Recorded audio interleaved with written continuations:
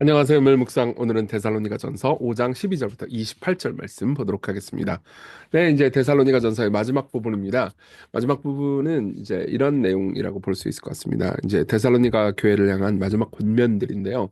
이 권면들은 우리가 복음을 믿는다면은 어떤 공동체적인 삶을 살아야 하는가, 특별히 교회 공동체 내에서 우리가 어떻게 복음적으로 서로를 대하고 살아가는지에 대한 아주 구체적이고 적용 가능한 그런 권면들이 나옵니다. 내용 볼게요. 12절부터 보겠습니다. 형제들아 우리가 너에게 구하노니 너희 가운데서 수고하고 주 안에서 너희를 다스리며 권하는 자들을 너희가 알고 리더들이죠. 그러니까 교회 내에 특별히 목회자들 그리고 목회자뿐만 아니라 다양한 방식으로 우리를 인도해 주는 리더들 있잖아요. 특별히 여러분들이 속한 이제 소그룹 리더들을 생각하면서 이 말씀 좀 잘 생각했으면 좋겠어요. 수고하고 다스리며 권면 권하는 자들을 너희가 알고 그러니까 목회자들뿐만 아니라 리더들이 하는 일이 이런 거죠. 수고하고 다스리며 권하는 일을 하는 거죠. 여러분 그러니까 복음적으로 삶을 살아가는 사람은 그러니까 나의 주인이 예수 그리스도라는 것을 인정합니다. 그렇죠? 그러니까 예수님을 구원자로만 생각해서는 안 됩니다. 주인으로 받아들여야 온전한 그분을 모시고 영접하는 셈이죠. 근데 예수 그리스도를 구주로 영접하는 사람은 반드시 그분이 사랑하시는 교회에 그러니까 나를 인도해 주는 사람들 있잖아요. 그들에게 자발적으로 권리를 줘요. 그러니까 나의 삶을 나 혼자 결정하고 내 마음대로 살아가는 것은 내가 어리석고 죄인이라는 것을 인정하기 때문에 더 이상 지혜롭다고 생각하지 않습니다. 나보다 신앙이 먼저 시작했고 복음을 잘 알고 나를 다스릴 권한을 가진 사람들이 나의 삶을 잘 인도해 줬으면 좋겠어요. 라고 이제 권한을 주려고 하는 거죠. 이것은 압제당하는 걸 의미하는 게 아니에요. 오히려 나 자신을 신뢰하지 않는 것을 표현하는 거죠. 그리고 예수 그리스도를 따르는 것을 이런 식으로 그분이 그러니까 교회를 사용해서 특별히 교회 리더십을 사용해서 나를 인도해 주신다라는 것을 인정하는 거죠. 교회 리더십이 다 옳다는 게 아니에요. 때로는 잘못하고 억압적으로 올 때도 있습니다. 그렇지만은 우리가 그것을 좀 있으면 이제 나오겠지만 분별해 가면서 얼마든지 할 수 있어요. 그래서 뭐라고 그러냐면 13절 그들의 역사 그러니까 사역으로 말미암아 사랑 안에서 가장 귀히 여기며 너희끼리 화목하라. 특별히 너희끼리 화목하라. 라는 말을 기억하십시오. 그러니까 불화하기가 쉽다는 거죠. 여러분, 이 목회자와 성도들은 불화하기가 쉬워요. 어쨌든, 그러니까 목회자가 옳은 일을 행한다 하더라도 뭐 성도들이 뭐 100%늘 옳은 게 아니잖아요. 그러니까 나쁜 목회자들이 있고 사람들이 그걸 비난하는 경우가 많기 때문에 마땅히 비판마다 마땅하죠. 근데 생각해보세요. 목회자도 죄인인 거 인정해. 근데 뭐 여러분들 아니에요. 아니 죄인이 아닌 것처럼 말해 다들 그렇죠? 아니 저도 죄인 맞아요. 그러니까 우리가 복음의 가르침을 따라서 특별히 성경의 가르침을 따라서 하나가 되면서 서로 화목하려고 노력하는 거죠. 특별히 사탄이 여기서 일을 많이 하고 있다는 것을 여러분이 항상 염두에 두십시오. 좀 이따 더 자세히 얘기하겠습니다. 또 형제들아 너희를 권면하노니 이제 14절부터는 서로를 어떻게 대해야 되는지가 나옵니다. 게으른 자를 권계하며 마음이 약한 자를 격려하고 힘이 없는 자들을 붙들어주며 모든 사람에게 오래 참으라. 게으른 사람들이 있습니다. 그쵸. 그러니까 언제나 어, 뭐랄까 약하다고 표현할 수도 있겠죠. 그런 사람들을 그러니까 실제로 자기 손으로 일을 하면서 이웃을 섬기기보다는 계속해서 이제 이웃에게 피해와 해만 끼치는 사람들이 당시 데살로니가 교회에 있었던 것 같아요. 그런 사람들을 권계하는 겁니다. 그렇게 살면 안 된다. 용기를 내야 된다. 다시 힘을 내야 된다. 그러면서 자기가 이제 우리가 지난번에 봤던 것처럼 자기가 살아갈 삶을 잘 살아갈 수 있도록 경제 활동을 할 수 있도록 권계하는 거죠. 그리고 마음이 약한 자들을 격려하고 약한 사람들이 있습니다. 힘이 없는 자들을 붙들어주면 이 사람들은 아마도 이제 경제적으로 혹은 육체적으로 연약한 사람들을 가리키는 것 같아요. 그래서 그런 사람들을 한편으로는 붙들어주지만 한편으로는 오래 참아야 됩니다. 삼가 누가 누구에게든지 악으로 악을 갚게 하지 말고 서로 대하든지 모든 사람을 대하든지 항상 선을 따르라. 왜 이런 말을 넣냐면요. 우리가 그러니까 그런 식으로 이제 이웃을 돕고 세워주려고 하잖아요. 그럼 반드시 사람들이 감사해요. 정말 나를 도와주고 나를 변화시켜 주려고 노력하는군요. 라고 반응하지 않죠? 예. 항상 보통 선의를 가지고 사람들을 섬기려고 해도 뭐야 네가 내 삶에 왜 간섭이야 내 맘대로 하게 돼버려도 네가 뭐야 네가 하나님이야 뭐 이런 식으로 대할 때가 있단 말이에요 즉 선으로 대해줘도 악으로 갚는 사람들이 당연히 있기 마련입니다 그러면 이씨 뭐야 너 다 필요 없어 그러면서 다시 악으로 갚으려는 마음이 이정교에겐 들었을까요 안 들었을까요 퀴즈.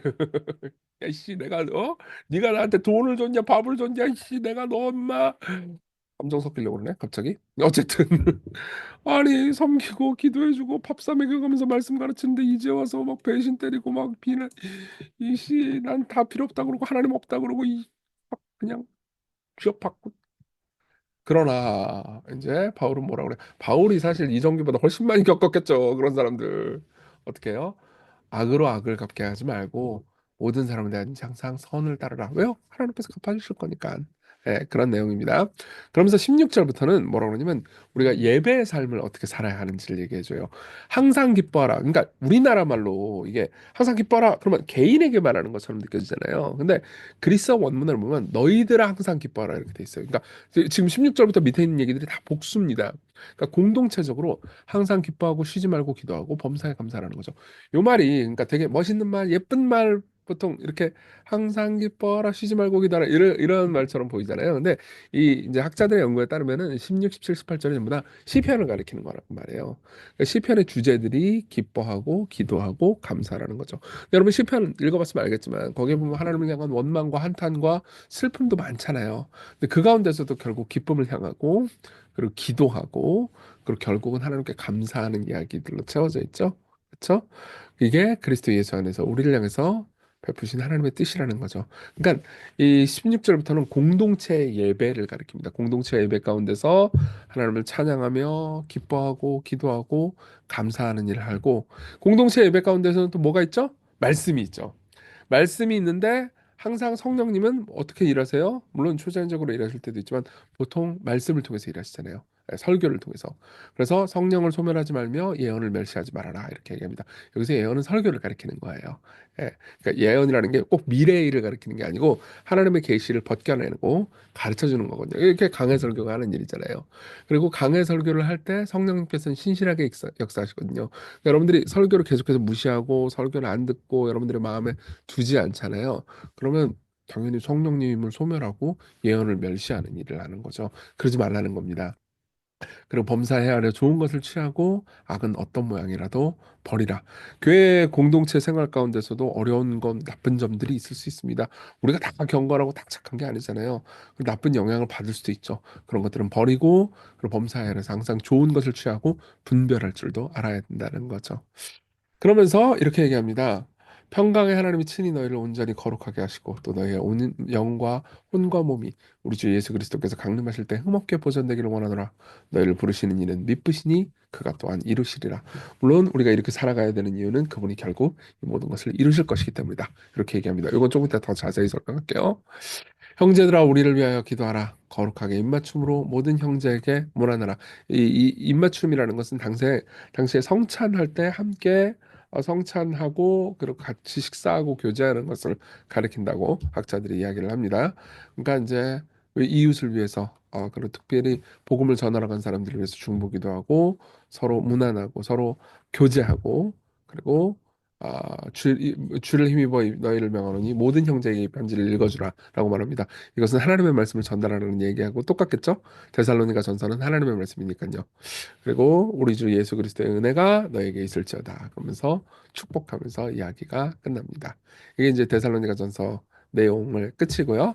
우리 좀 적용을 해보겠습니다. 자, 먼저 복음적 공동체에서의 관계입니다. 목회자와 그리스도인의 관계 어때야 될까요? 목회자들의 수고와 돌봄에 감사하고 그들을 기쁘게 섬기는 거겠죠. 예. 항상 아까도 말씀드렸지만 목회자들은 언제든지 불화할 수 있다는 것을 꼭 염두에 두십시오. 여러분들이 막 설교가 마음에 안 들어서요. 안 들고 목사가 마음에 안 들고 저 인간은 왜 저러나 이런 거 할 때 그런 일이 자연스러운 거라고 받아들이세요. 예. 그게 옳다는 게 아니에요. 옳다는 게 아니고 저도 죄인이니까 제가 잘못해가지고 하는 게 있겠죠. 목회자들도 문제가 있겠죠. 그러나 항상 그 가운데서 여러분들의 신앙을 노리는 사탄의 일이 있다라는 것을 항상 기억하십시오. 그러니까 가급적 화평하기 위해서 노력하세요. 그게 목회자들의 죄를 무조건 참으라는 얘기는 결코 아닙니다. 예. 그래서 다양한 이제 징계 절차가 필요하죠. 우리 교회도 그런 게 있고요. 하지만 여러분, 그러니까 목회자가 하나님의 말씀으로 여러분들을 인도할 때는 여러분들이 힘을 다해서 따라야 합니다. 그래서 리온 모리스라는 학자가 목회자들에 대해서 목회자들의 인도에 대해서 이야기할 때 이런 표현을 써요. 그들은 성도들과 똑같은 형제이면서도 큰형다워야 한다 이렇게 표현했어요.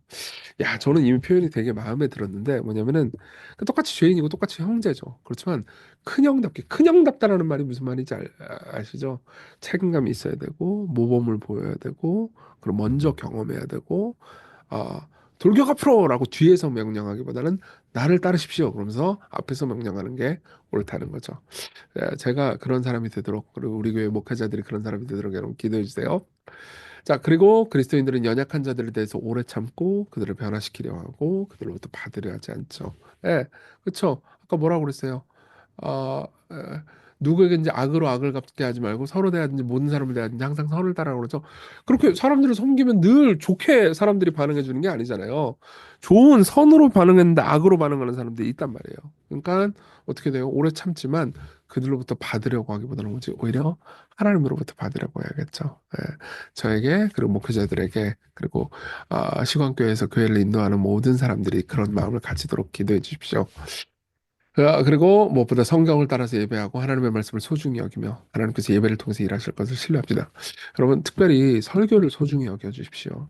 그러니까 제가 설교를 잘한다 못한다 이런 얘기하고 싶은 게 아니에요. 못해 그래 못해 인정해요. 제가 설교도 더럽게 길고 못하는 걸 인정하는데 그래도 여러분 설교를 통해서가 아니면 어떻게 하나님의 말씀을 들을 수 있겠어요? 여러분들이 주되게 하나님의 말씀을 듣는 통로는 다 설교잖아요. 아니 시골교회 설교 못해가지고 딴 교회로 옮기고 싶어. 그래 딴 교회 옮겨가지고 잘 그러니까 그렇게 하세요. 근데 그래도 옮겨도 똑같아. 그 한 1, 2년 지나면 대부분의 목사들이 설교가 이렇게 삥삥 돌아가요. 풀타임 차면 얘와 똑같이 있는 거 또 쓰고 나만 그러나?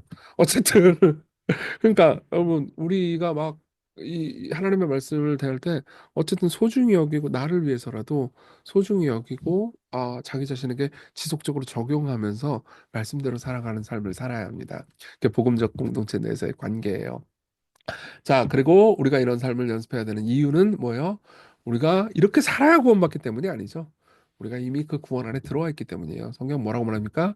평강의 하나님이 친히 너희를 온전히 거룩하게 하시고 너희의 온 영과 혼과 몸이 우리 주 예수 그리스도께서 강림하실 때 흔없게 보존되기를 원하노라. 너희를 부르시는 이는 미쁘시니 그가 뭐라 그래요? 이루실 것이다. 예. 우리가 이렇게 잘 살고 예언을 멸시치 않고 뭐 이렇게 성령을 소멸치 않고 이렇게 살아야 이루시는 게 아니고 그분이 이루실 것이기 때문에 그렇게 살라는 거죠. 무슨 말입니까? 우리가 앞으로 다가갈 곳 공동체 있잖아요. 우리의 미래는 개인이 아니고 공동체로 살아가는 삶. 자기중심적이 아니고 타인을 섬기는 삶. 미숙한 삶이 아닌 성숙을 향해 나아가는 삶으로 예정돼 있어요. 그럼 우리 지금 그렇게 살면 안 되죠. 멋대로 살면 안 되죠. 우리는 멋대로 사는 삶을 위해서 부르심 받은 사람들이 아닙니다. 오히려 구원을 위해서 부르심 받은 사람들이죠. 그리고 아들을 낳으신 그분이 그렇게 살아갈 수 있도록 우리를 힘있게 그분의 열심으로 인도해 주실 거예요. 예, 그분의 뜻대로 안 살아가잖아요. 그러면 여러분들을 그분이 너무 사랑하시기 때문에 가만 안 냅두실 겁니다. 예. 여러분들을 선으로 인도하시기 위해 때로는 고난도 허용하시고 때로는 그분을 생각할 수 있도록 여러 가지 환경 가운데 두실 거예요. 이게 여러분들을 저주하기 위해서 하는 말이 아니라는 것을 기억해 주세요. 그분이 여러분들을 정말 사랑하십니다. 그리고 여러분들이 그분의 뜻대로 살기를 간절히 원하세요. 우리 같이 기도합시다. 특별히 우리가 낙심치 않고 신실하게 현재를 살아가도록 공동체 안에서 서로를 귀히 대하도록 함께 기도합시다.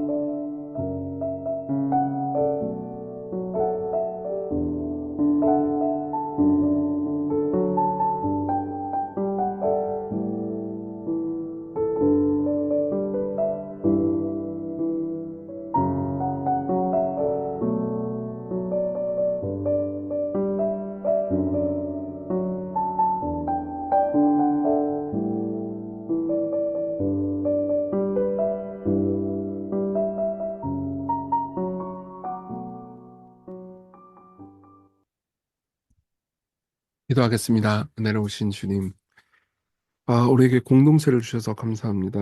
그리고 우리가 공동체 안에서 당신의 말씀을 따라서 형제를 사랑하며 우리를 인도해 주는 자들에게 감사하고 서로 화목한 삶을 살게 해 주십시오. 그리고 우리가 이 세상에서 불화하는 공동체들 가운데 있는 이 세상에서 서로 사랑하는 공동체를 향해서 나아가고 있다는 것을 기억하고 오늘을 살게 하소서. 예수님 이름으로 기도했습니다. 아멘. 네, 하나님의 은혜 안에서 오늘 기쁜 하루 되세요.